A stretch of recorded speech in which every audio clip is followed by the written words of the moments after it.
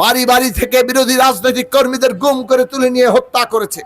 এই নারায়ণগঞ্জকে হত্যার নগরীতে তারা পরিণত করেছিল।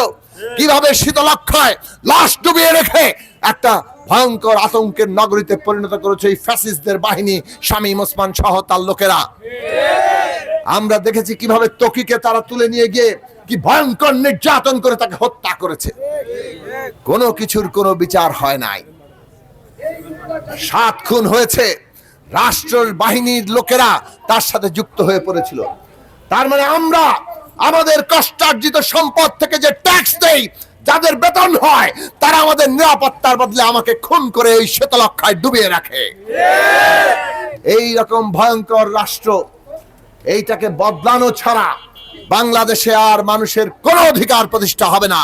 18 সালের নির্বাচনের পরে আমরা আবার নতুন করে এই কথা বলেছি। এইবার রাজনৈতিক দলগুলোর মধ্যে আগের চাইতে বোধোদয় হয়েছে।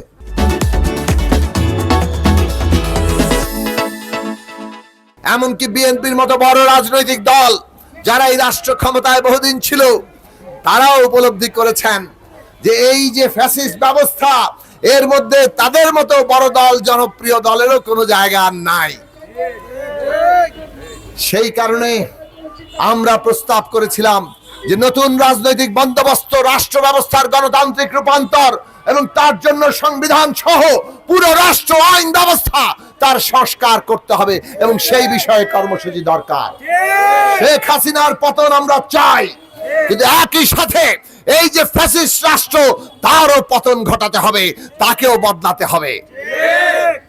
জনগণের সামনে আমরা আমাদের 14 দফা হাজির করেছিলাম, বিএনপি তার 27 দফা হাজির করেছিল।